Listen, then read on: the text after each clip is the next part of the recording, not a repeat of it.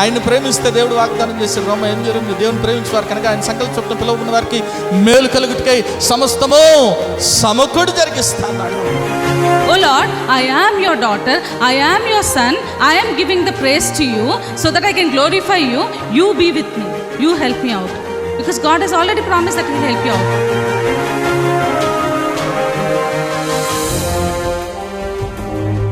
ఎన్నో మార్లు ఆయన తప్పులు చేస్తూ పాపము చేస్తూ నీకు విరోధంగా నడుస్తున్న మా కొరకు నాయన, అవిధేయులైన మా కొరకు ప్రభా నాయన తండ్రి, నీవు ఆ సెలవులో వెల చెల్లించావు కదా నాయన తండ్రి. నీవు నాయన మరణాన్ని జయించడం ద్వారా, సజీవుడవటం ద్వారా నాయన ప్రభా తండ్రి యేసయ్యా, మరి నాయన మేము ఈరోజు సజీవులుగా ఉన్నాం కదా తండ్రి.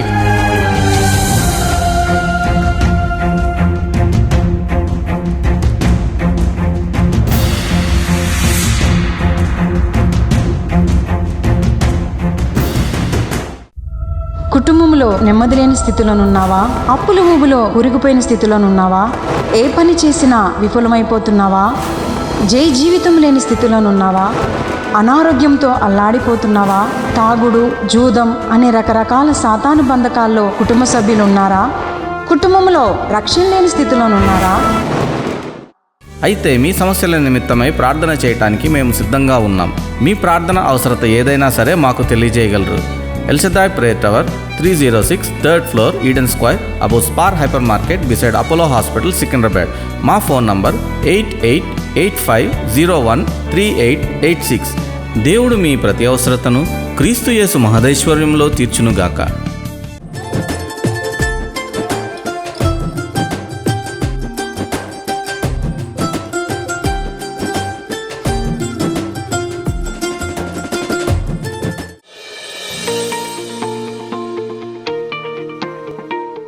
చూడండి, ఇక్కడ 4 మరి చోట్ల కూడా మత్తయి సువార్త, మార్క్ సువార్త, లూకా సువార్త, యోహాను సువార్త, ఈ 4 సువార్తల్లో కూడా యేసుక్రీస్తు ప్రభు యొక్క పునరుత్థానం గురించి రాయబడినట్లు మనం చూస్తాం.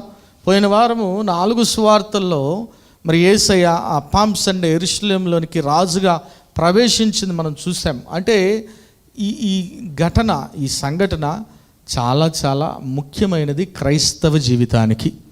ఎందుకు చెప్తున్నాను ఈ మాట అంటే, పౌలు భక్తుడు ఒక మాట అంటాడు. 1 కొరింథీ 15వ అధ్యాయం 17వ వచనంలో ఏమని రాయబడింది చూడండి. 1 కొరింథీ, క్రీస్తు లేపబడని ఎడల మీ విశ్వాసము వ్యర్థమే. మీ విశ్వాసము వ్యర్థమే. చెప్పండి ఒకసారి. క్రీస్తు లేపబడని ఎడల మన విశ్వాసం వ్యర్థమే. అంతేనా? అంటే దాని అర్థం ఏంటంటే, అబ్బాయి మీరు రిజరెక్షన్ డే చేసుకుంటున్నారు కదా, మంచిదే, క్రిస్మస్ చేసుకుంటున్నారు. రిజరెక్షన్ డే లేకపోతే క్రిస్మస్కి విలువ లేదు. ఆమేన్, హల్లెలూయా. యేసయ్య ప్రాణం పెట్టి 3వ దినాన తిరిగి లేవకపోతే ఆయన ఈ లోకంలో జన్మించి కూడా వృధానే, వ్యర్థమే. నమ్మిన వారు దేవుని స్తుతులు చెప్దాం, హల్లెలూయా. కాబట్టి ఒకసారి నవ్వుతా చెప్తారా హ్యాపీ రిజరెక్షన్ డే అని? చూడండి, ఈ 4 మరి గాస్పల్స్లో 4 సువార్తల్లో కూడా మనకు కామన్గా కనబడుతుంది ఏంటంటే, అక్కడ వారు వెళ్ళిన వెంటనే ఆ సమాధి ఎట్లుందంట? ఖాళీగా ఉందా లేదా? ఇప్పటికి కూడా వెళ్తున్నారు కొన్ని లక్షల మంది, కోట్ల మంది వెళ్తున్నారు. ఏం చూడడానికి వెళ్తున్నారు అక్కడికి? ఖాళీ సమాధి చూడడానికి వెళ్తున్నారు, అంతేనా కదా? మనం కూడా కదా, మన ప్రియులు ప్రభునందు నిద్రిస్తే చాలామంది మరి ఇక్కడ వెళ్తారు నాకు తెలియదు, కానీ ఇక్కడ ఆల్ సోల్స్ డే November 2 వెళ్తారు.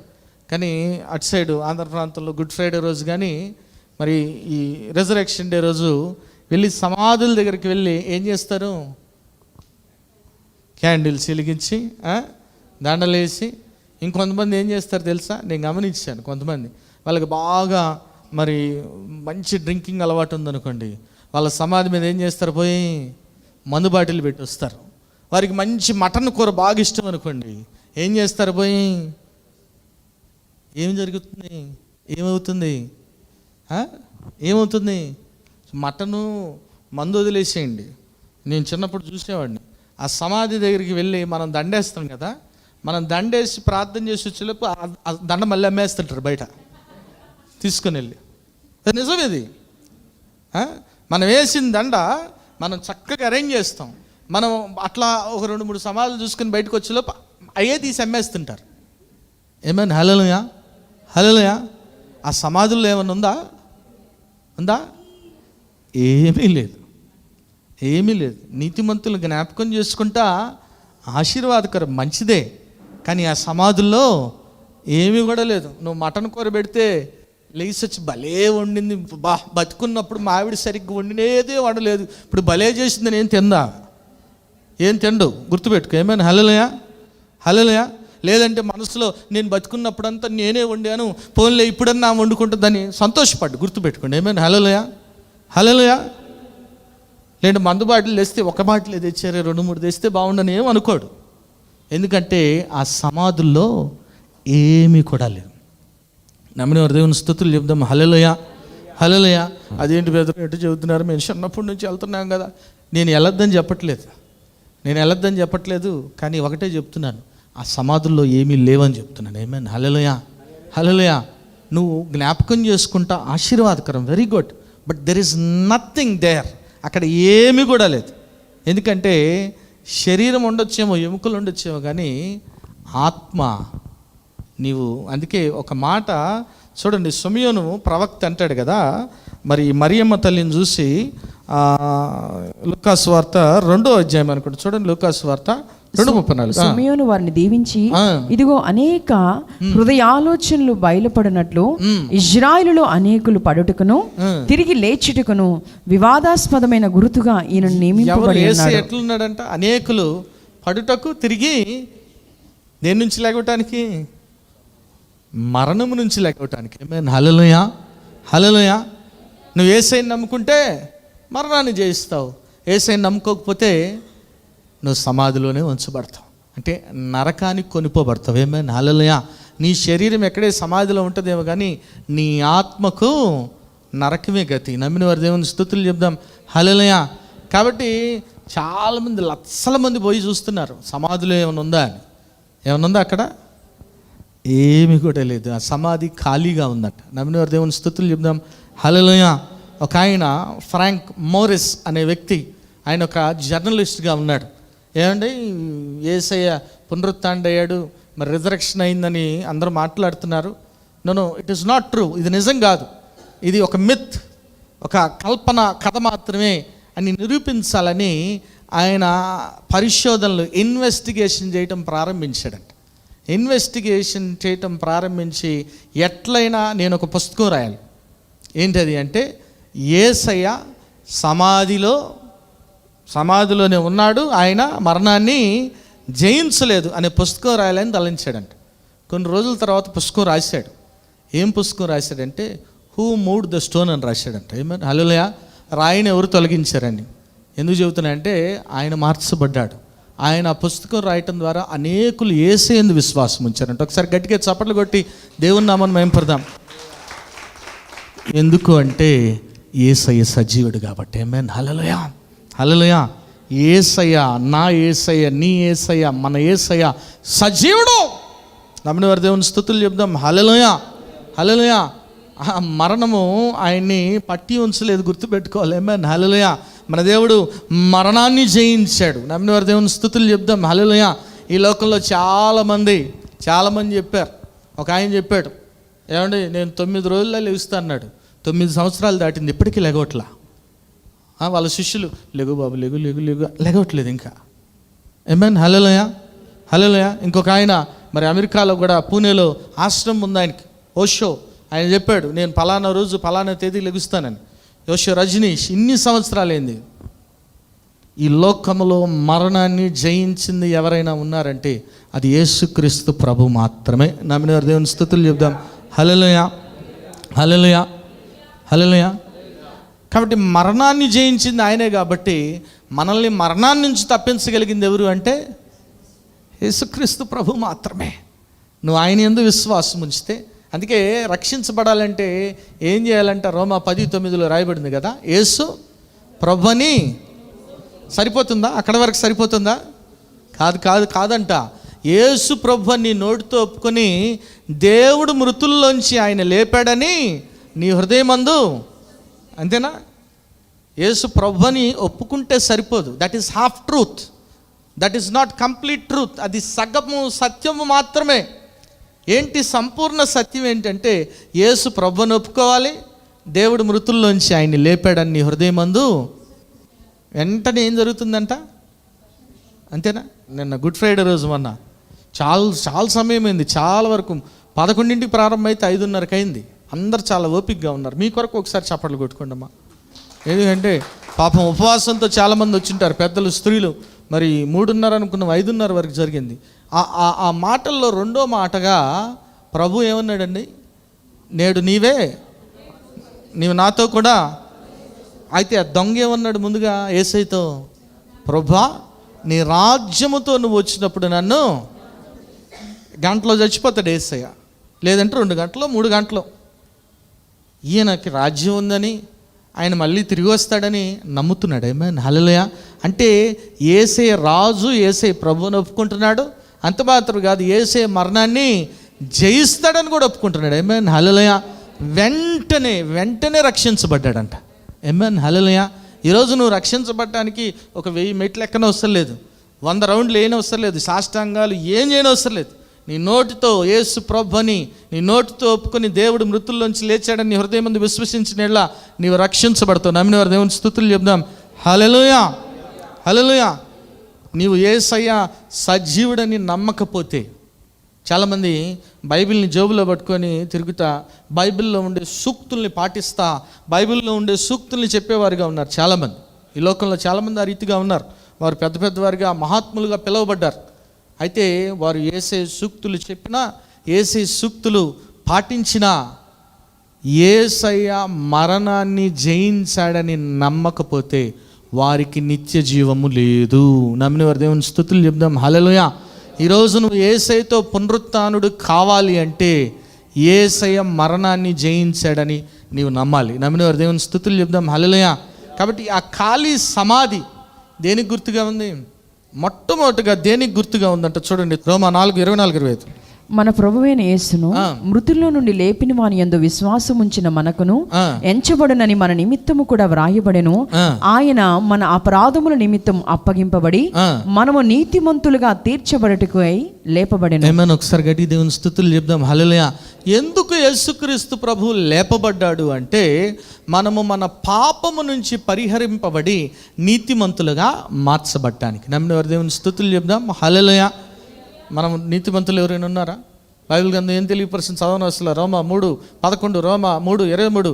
నీతిమంతుడు ఒకడు లేడు, ఏ భేదం లేదు, మనమందరం పాపం చేసి ఆయన అనుగ్రహించి మహిమను పొందలేకున్నాం. అంత మాత్రమే కదా, యెషయా గ్రంథం 64:6 మన నీతి కార్యాలు దేవుని ముందర ఎట్లున్నాయంట? మురికి గుడ్డల వలె ఉన్నాయి. కాబట్టి మనం ఎవ్వరం కూడా నీతిమంతులం కాదు. ఆమేన్, హల్లెలూయా. ఎందుకు యేసుక్రీస్తు ప్రభువు మరణాన్ని జయించాడంటే మన పాపాన్ని పరిహరించడానికి. నమ్మిన వారి దేవుని స్తుతులు చెప్దాం. హల్లెలూయా, హల్లెలూయా. ఎందుకంటే పాపం వలన వచ్చే జీతం ఏంటంటే రోమా 6:23 ఏమని రాయబడింది చదవండి. పాపము వలన వచ్చే జీతము మరణము, అయితే దేవుని కృపావరము మన ప్రభువైన క్రీస్తు యేసునందు నిత్య జీవం. ఏమన్నా ఒకసారి గట్టి దేవుని స్తుతులు చెప్దాం. హల్లెలూయా. మనము చేసిన పాపాలకి మనకు మరణము రావాలి. అయితే యేసుక్రీస్తు ప్రభు మరణాన్ని జయించడం ద్వారా మనల్ని నీతిమంతులుగా మార్చాడు.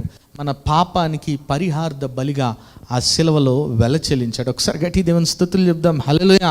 అందుకే యేసయ్య లేపబడకపోతే ఏమన్నాడు పౌలు భక్తుడు? మన విశ్వాసము అంతేనా, మనం ఇక్కడ కూర్చోవటం కూడా వ్యర్థమే. నమ్మిన వారి దేవుని స్తుతులు చెప్దాం. హల్లెలూయా. కాబట్టి ఒకసారి గట్టిగా చెప్దామా? యేసు సజీవుడు అని చెప్దామా గట్టిగా? యేసు సజీవుడు, నా యేసు సజీవుడు. ఏమైనా ఒకసారి గట్టి దేవుని స్తుతులు చెప్దాం. హల్లెలూయా. ఆయన మనల్ని నీతిమంతులుగా మార్చడానికే, నీతిమంతులుగా చేయటానికే ఆయన మరణాన్ని జయించాడు, ఆయన లేపబడ్డాడు. ఆ ఖాళీ సమాధి ఏమి మనకు తెలియపరుస్తుందంటే, అబ్బాయి మీ పాపాలన్నీ కూడా క్షమించబడ్డాయి. నమ్మిన దేవుని స్తుతులు చెప్దాం. హల్లెలూయా, హల్లెలూయా. గుర్తుపెట్టుకోండి, సాతానుగాడు ఎప్పుడు కూడా వాడు మనలో ఒక గిల్టీ ఫీలింగ్ ఏం చేస్తాడంటే, నువ్వు పాపం చేసు, నువ్వు పాపివి, నువ్వు తప్పుటోడివి, నువ్వు పనికి మళ్ళోడివి, నువ్వు ఎప్పుడు మనలో ఆ భావం తీసుకొచ్చి మనము దేవునికి దూరంగా ఉండటానికి ప్రయత్నం చేస్తుంటాడు. ఆమేన్, హల్లెలూయా. అటువంటి ప్రయత్నం చేసినప్పుడు నీవు గుర్తుపెట్టుకోవాల్సింది, నీ మైండ్లో రావాల్సిన విజువల్ ఏంటంటే ఆ ఖాళీ సమాధి కనబడాలి. ఆమేన్, హల్లెలూయా, హల్లెలూయా. అరే బాయ్, నేను పాపిని కాదు, నా దేవుడు, నా యేసయ్య నా పాపాల్ని క్షమించాడు. ఆయన రక్తం చిందించాడు, 3వ దినాన తిరిగి లేచాడు. ఎందుకు? నా పాపం నుంచి నన్ను పరిహరించడానికి. సాతానుగాడు పన్నే పన్నాగం, అది గుర్తుపెట్టుకోండి. ఒక్కసారి మెల్లమెల్లగా నిన్ను దేవునికి దూరం చేయాలని చాలా ప్రయత్నాలు చేస్తాడు. నమ్మిన వారు దేవుని స్తుతులు చెప్దాం. హల్లెలూయా. వెంటనే వాడిని గద్దించాలి. నా యేసయ్య సజీవుడు, నా పాపాన్ని పరిహరించాడని గద్దించాలి. ఒకసారి గట్టి దేవుని స్తుతులు చెప్దాం. హల్లెలూయా. ఎందుకు పాపాన్ని పరిహరించగలిగాడు యేసుక్రీస్తు ప్రభు అంటే ఆయనలో ఏ పాపం లేదు కాబట్టి. జన్మ కర్మ పాపం లేని వ్యక్తి ఎవరైనా ఈ లోకంలో ఉన్నారంటే అది యేసుక్రీస్తు ప్రభువు మాత్రమే. అంతేనా కాదు? అంతేనా? నిన్ను ఎవరైనా చందమామ మీద తీసుకెళ్తా లచ్చగట్టంటే ముందు నువ్వు వెళ్ళరా అంటావు, అంతేనా? లేదంటే లేదు ఉన్నారు, కట్టేవాళ్ళు కూడా ఉన్నారు. చందమామ మీద స్థలం ఇస్తాము, నీ కోసమే స్పెషల్గా ఈస్ట్ ఫేసింగ్లో ఒక 300 గజాలు ఇస్తాం, వెంటనే అడ్వాన్స్ ఇచ్చేవాళ్ళు ఉన్నారు. ఏమన్నా? హల్లెలూయా. అదే నువ్వు వెళ్ళిరా, నువ్వు కట్టుకొని రా అంటే, అంతేనా? అదే రీతిగా నీ పాపము నుంచి క్షమించాలి అంటే ఆ వ్యక్తి పాపరహితుడై ఉండాలి. యేసుక్రీస్తు ప్రభు మాత్రమే పాపరహితుడు. నమ్మినవారు దేవుని స్తుతులు చెప్దాం. హల్లెలూయా. అంత మాత్రమే కాదు, ఆ ఖాళీ సమాధి దేన్ని సూచిస్తుందంట? 1 కొరింథీ 15:54 నుంచి చదవండి. ఏమని రాయబడింది? త్వరగా. ఈ క్షయమైనది అక్షయతను ధరించుకున్నప్పుడు, ఈ మర్త్యమైనది అమర్త్యమును ధరించుకున్నప్పుడు విజయమందు మరణము మింగివేయబడేనని వ్రాయబడిన వాక్యం నెరవేరును. ఓ మరణమా, ఓ మరణమా, నీ విజయం ఎక్కడా? విజయం ఎక్కడా? ఓ మరణమా, ఓ మరణమా, నీ ముల్లెక్కడా? ముల్లెక్కడా? మరణపు ముళ్ళు పాపము, మరణపు ముళ్ళు పాపము, పాపమునకున్న బలము ధర్మశాస్త్రమే. ఆయనను మన ప్రభువైన యేసుక్రీస్తు మూలముగా మనకు జయము అనుగ్రహించుచున్న దేవునికి స్తోత్రము కలుగును గాక. దేవుని స్తుతులు చెప్దాం. హల్లెలూయా. చూడండి, ఆ ఖాళీ సమాధి దేన్ని సూచిస్తుంది అంటే మరణం పైన విజయాన్ని సూచిస్తుంది. ఆమేన్. హల్లెలూయా. హల్లెలూయా. హల్లెలూయా. ఆమేన్. ఒకసారి యేసయ్యకు జయం అని చెప్దాం. యేసయ్యకు జయం, మరణం పైన విజయం. ఆమేన్. ఓ మరణమా, నీ ముల్లెక్కడా? సమాధి నీ విజయము ఎక్కడా? యేసుక్రీస్తు ప్రభు మరణాన్ని జయించాడు కాబట్టి సమాధి ఎట్లుందంట? ఖాళీగా ఉంది. ఎవరు లేరు అందులో. కావాలంటే వెళ్ళి చూసుకోండి, డబ్బులు పెట్టుకొని ఇశ్రాయేల్కి పాస్పోర్ట్ తీసుకుని వెళ్ళండి. వెళ్ళి చూసేసిన ఏముండదు అక్కడ. ఎందుకంటే సమాధి ఎట్లుంది? ఎందుకు సమాధి ఖాళీగా ఉందంటే ఎక్కడున్నాడు ఆయన ఇప్పుడు? నీలో, నాలో, మనలో ఉన్నాడు పరిశుద్ధాత్మగా. ఆమేన్. హల్లెలూయా. హల్లెలూయా. నీలో, నాలో, మనందరిలో ఉన్నాడు ప్రభు. ఉన్నాడా లేడా? ఉన్నాడన్నవారు గట్టి దేవుని స్తుతులు చెప్దాం. హల్లెలూయా. ఏట్ లైట్ సౌండ్ అంటే సగమే ఉన్నాడేమో. గట్టి చెబుదాం. హల్లెలూయా.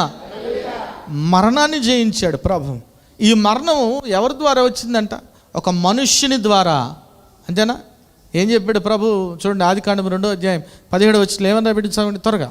ఆదికాండం 2:17. అయితే మంచి చెడ్డల తెలివినిచ్చు వృక్ష ఫలములు తినకూడదు, నీవు వాటిని తిను దినమున నిశ్చయముగా చచ్చెదవని. వాటిని తిను దినమున నిశ్చయముగా చచ్చిపోయారు. వాళ్ళు ఆత్మీయంగా చనిపోయారు, ఆ తర్వాత శారీరకంగా కూడా చనిపోయారు. ఏమన్నా? హల్లెలూయా.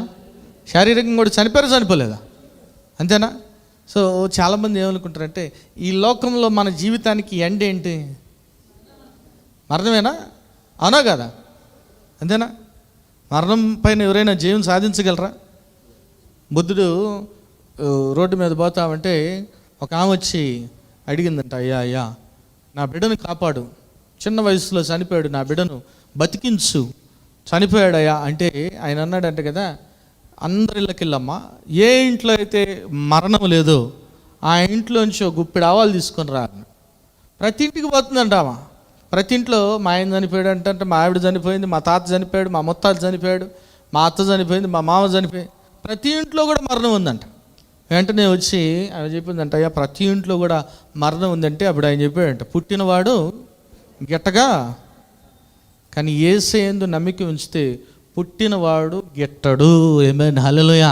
ఖచ్చితంగా మరణాన్ని శారీరకంగా చనిపోవచ్చాం. అంతేనా? చూడండి, లాజర్ చనిపోయాడా? చనిపోయి ఎన్ని రోజులు అయింది? ప్రభు లేపాడా లేపలేదా? ఎట్లా వచ్చాడంట? చూస్తారు ఒకసారి ఎలా వచ్చాడంటే బయటికి. యోహాను సువార్త 11:44 వచ్చింది చూడండి, ఏమని రాయబడింది? చనిపోయిన వాడు కాళ్ళు చేతులు ప్రేత వస్త్రములతో కట్టబడిన వాడై వెలుపలికి వచ్చి. ఎట్లా వచ్చాడంట? ప్రేత వస్త్రాలు కట్టబడిన వాడై టిక్కు నడుచుకుంటూ వచ్చాడంట. ఏమైనా హల్లెలూయా, లాజరు లేస్తా అన్న వెంటనే. కానీ ఎట్లా వచ్చాడంట? ప్రేత వస్త్రాలతో. కానీ యేసయ్య కూడా లేపబడ్డాడు. చూడండి అక్కడ సమాధిలో ఏమున్నాయి అంట. లూకాసు వార్త 24:12 వచ్చింది చూడండి, ఏమని రాయబడింది? అయితే పేతురు లేచి సమాధి యొద్దకు పరిగెత్తుకొని పోయి వంగి చూడగా నారబట్టలు మాత్రం విడిగా కనపడేను. ఏం కనబడ్డాయంట? నారబట్టలు విడిగా. చూడండి, ఈ లాజరు యేసయ్య తిరిగి లేపాడు, ప్రేత వస్త్రాలతో వచ్చాడు. బాగుపడిన తర్వాత, మరణాన్ని జయించిన తర్వాత మళ్ళీ చనిపోయాడా లేదా? శారీరకంగా చనిపోయాడా? కాబట్టి శారీరకంగా మనం అందరం చనిపోతాం. అయితే ఆ నారబట్టలు దేన్ని సూచిస్తున్నాయి అంటే నీ ఆత్మకు చావు లేదు. నమ్మినవారు దేవుని స్తుతులు చెప్దాం. హల్లెలూయా. యేసయ్య ఆయన మరణాన్ని జయించినప్పుడు నారబట్టలు అక్కడే ఉన్నాయంట సమాధిలో.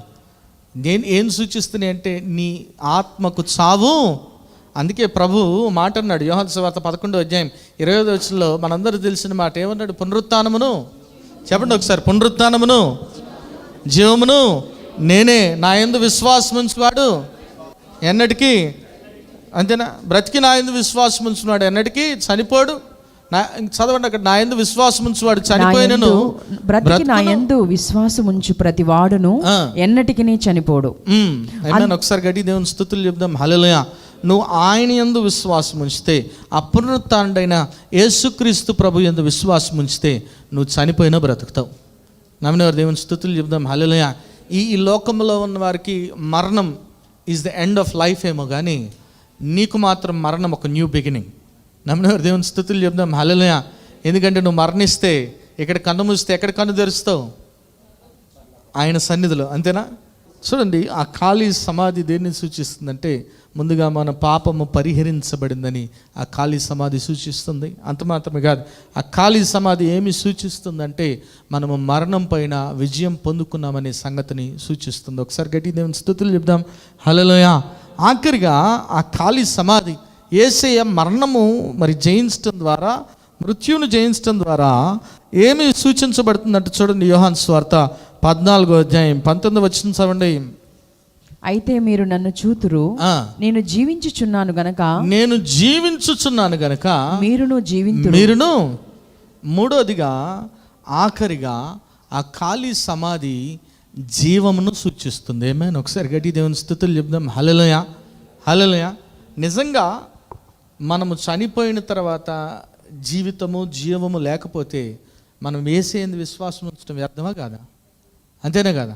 ఇంకో మాట అంటాడు పౌలు భక్తుడు, చూడండి 1 కొరింథీ 15:32 ఏమని రాయబడింది చూడండి. 1 కొరింథీ 15:30 చదవండి, ఏమని రాయబడింది? మరియు మేము గడియ గడియకు ప్రాణ భయముతో నుండనేలా సహోదరులారా, మన ప్రభువైన క్రీస్తు యేసునందు మిమ్మల్ని గూర్చి నాకు కలిగి ఉన్న అతిశయము తోడు నేను దినదినమును చనిపోచున్నానని చెప్పుదును. మనుష్య రీతిగా నేను ఎఫెసులో మృగములతో పోరాడిన ఎడల నాకు లాభమేమి? మృతులు లేపబడిన ఎడల రేపు చనిపోదుము గనక తిందుము త్రాగుదుము. అంతేనా? మృతులు లేపబడకపోతే మనం ఎట్లయినా ఉండొచ్చా ఉండకూడదు? మనకు పునరుత్థానం లేకపోతే, జీవము ఉంది, మరణించిన తర్వాత జీవితం ఉంది అనే నమ్మిక లేకపోతే తిను తాగు, అంతేనా, సుఖించు, ఎట్లయినా ఈ లోకంలో జీవించవచ్చు. నమ్మిన దేవుని స్తుతులు చెప్దాం. హల్లెలూయా. చూడండి, వారు పునరుత్థానమందు విశ్వాసం ఉంచారు కాబట్టి రంపాలతో కోయబడ్డారంట. అవునా? నమ్మిన దేవుని స్తుతులు చెప్దాం. హల్లెలూయా. రంపాలతో కోయబడ్డారు.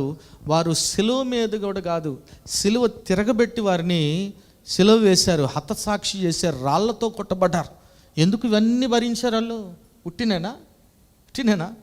యేసయ్య ఖచ్చితంగా నిత్య జీవాన్ని అనుగ్రహిస్తారని నమ్మారు కాబట్టి. హల్లెలూయా. కాబట్టి ఈరోజు డోంట్ వరీ, సమస్యలు, కష్టాలు, శ్రమలు వస్తూనే ఉంటాయి. ఇవి వస్తూనే పోతూనే ఉంటాయి. వస్తూనే ఉంటాయి. కానీ అల్టిమేట్గా మనం పొందుకోవాల్సింది ఏంటి? ఆ నిత్య జీవాన్ని పొందుకోవాలి. ఆ ఖాళీ సమాధి నిత్య జీవాన్ని సూచిస్తుంది. నమ్మిన వారు దేవుని స్తుతులు చెప్దాం. హల్లెలూయా, హల్లెలూయా. ఈరోజు నీవు యేసయ్య సజీవుడని నమ్మినట్లయితే ప్రభు యొక్క పునరుత్థాన శక్తి నీలో పనిచేస్తుంది. నీవు కూడా నిత్య జీవాన్ని పొందుకునేవాడుగా ఉంటావు. నమ్మిన వారు దేవుని స్తుతులు చెప్దాం. హల్లెలూయా, హల్లెలూయా. నిరీక్షణ లేని ఇతరుల వలె మనం ఉన్న అవసరం లేదు, దుఃఖపడాల్సిన అవసరం లేదు. ఎందుకంటే యేసయ్య సజీవుడు, ఆయన మరణాన్ని జయించాడు. ఒకసారి గట్టి దేవుని స్తుతులు చెప్దాం. హల్లెలూయా. ఈరోజు నువ్వు ఖాళీగా ఉంది సమాధి అనుకుంటున్నావేమో, ఆ ఖాళీ సమాధి నిత్య జీవాన్ని సూచిస్తుంది. ఈరోజు నువ్వు ప్రభు యందు విశ్వాసం ఉంచినట్లయితే సుగంధ ద్రవ్యాలు పట్టుకోవాల్సిన అవసరం లేదు. రాయి ఎవరు తొలగించారో డోంట్ హ్యావ్ టు వరీ. ప్రభు వాగ్దానాలు కానీ ప్రభు చెప్పిన మాటలను కానీ మర్చిపోవాల్సిన అవసరం లేదు. కానీ ఆ ఖాళీ సమాధి నీకు మరణం పైన విజయాన్ని ఇస్తుంది. ఖాళీ సమాధి పాపం నుంచి నిన్ను పరిహరిస్తుంది. ఖాళీ సమాధి నీకు జీవమునిస్తుంది. దేవుడు అట్టి కృప మనందరికీ దయచేయును గాక. ఆమేన్. ప్రార్థన చేసుకుందాం. నాయన స్తోత్రం ప్రభా, పరిశుద్ధుడా, ప్రేమగల తండ్రి, దయగల దేవా, నీకే వందనాలు నాయన ప్రభా. వాక్యం ద్వారా నాయన మీరు మాట్లాడిన మాటలకై నీకే వందనాలు. అవును ప్రభా, నీవు సజీవుడు, నీవు సజీవుడు నాయన. మరణమా నీ ముళ్ళు ఎక్కడ, సమాధి నీ విజయం ఎక్కడ అంటున్నారు కదా నాయన. మరణాన్ని జయించారు ఆయన, చెరను చెరగా పట్టుకొని ప్రభా తండ్రి నాయన మరణాన్ని జయించారు కదా నాయన ప్రభా. అందుని బట్టి నాయన నీకే వందనాలు ప్రభా తండ్రి. యేసయ్య ఆయన మేము నమ్ముతున్నాము, నువ్వు సజీవుడు కదా నాయన ప్రభా.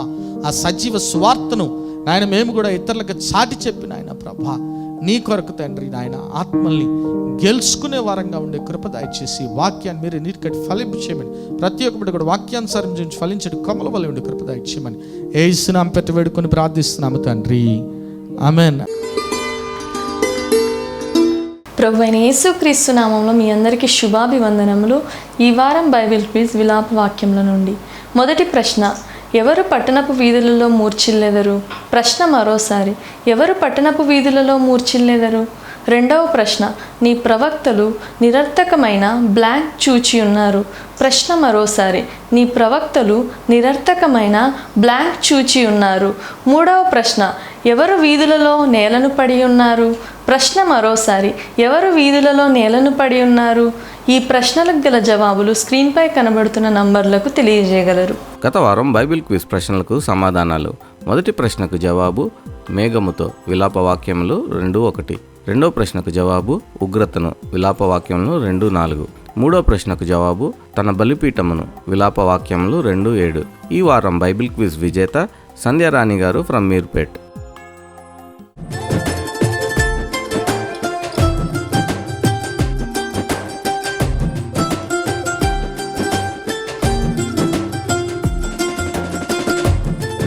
మరి ఎవ్రీ మండే మరి ఆశ్చర్యకరమైన యేసు అనే టీవీ ప్రోగ్రామ్ జరుగుతుంది. మరి ఆరాధన ఛానల్లో ఎవ్రీ మండే ఈవినింగ్ 6 o'clock వస్తుంది. మరి చూడండి, ఇతరులకి పరిచయం చేయవలసిందిగా ప్రభు నామపేట మనం చేసుకున్నాను. అదే రీతిగా మరి యూట్యూబ్, ఫేస్బుక్ ఛానల్లో కూడా మరి ఇప్పటి వరకు అనేక ప్రోగ్రామ్స్ జరిగినాయి. మీరు చూడొచ్చు, వాచ్ చేయొచ్చు. మరి చూడండి, బలపడండి, పరిశుద్ధాత్మను పొందుకోండి. ఆమేన్.